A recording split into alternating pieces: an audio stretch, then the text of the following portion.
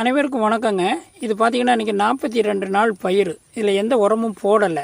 அப்போது இது இன்னும் வளர்ச்சியும் தேவைப்படுது. இந்த பூக்கள் பூரா பார்த்திங்கன்னா இப்போ 100 பூக்கள் இருக்கும், 100 காய்கள் காய்க்கும்.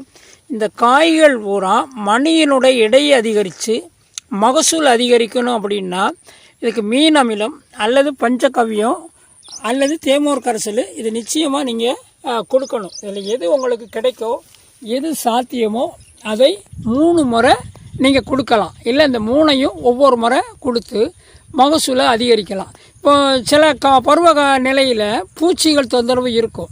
அப்போது நம்ம நிறைய கெமிக்கலுக்கு போகாமல் இப்போ பார்த்திங்கன்னா வேப்ப எண்ணெயை ஒட்டுந்திரவம் கலந்தோ அல்லது ஷாம்பு கலந்து இது பண்ணோம்னா நல்லா டைலூட் ஆயிரும். அப்போது அது இலையில் போய் ஸ்டிக்காக ஒட்டிக்கிடும்.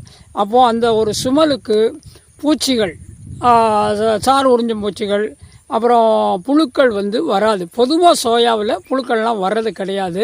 அதனால் கதிர் நாவாய் பூச்சியினுடைய தாக்கம் வரலாம். அப்படி வர்றதுக்கு இந்த வேப்பெண்ணெய் கரைசலே அபரிமிதமாக இருக்கும். அல்லது அஞ்சலை கரைசலுங்கிற அந்த இயற்கை மூலம் நம்ம கொடுத்துக்கிடலாம். மேலும் ரசாயனத்துலேயும் இதுக்கு மருந்துகள் இருக்குது. எது உங்களுக்கு கிடைக்கோ, எதை நீங்கள் விரும்புகிறீங்களோ அதை செஞ்சு நல்ல மகசூல் எடுத்து அதிகமான லாபம் பெறதுக்கு நான் கேட்டுக்கிறேன்.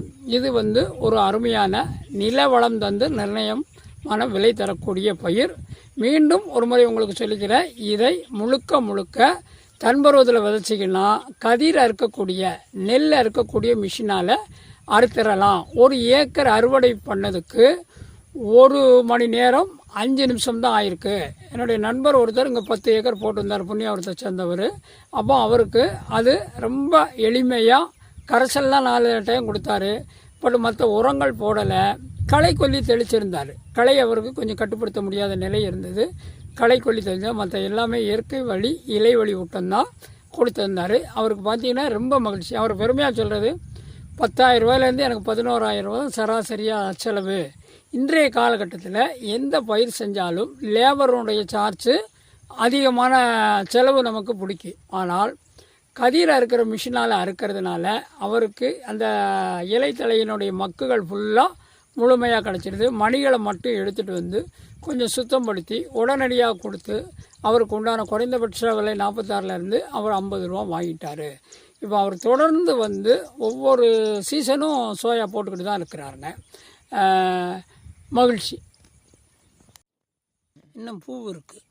இன்னும் அதே மாதிரி இந்த இதுகளில் போகிற இந்த கிளைப்புகளில் போகாமே நீங்கள் இலைவழி ஊட்டம் கொடுத்த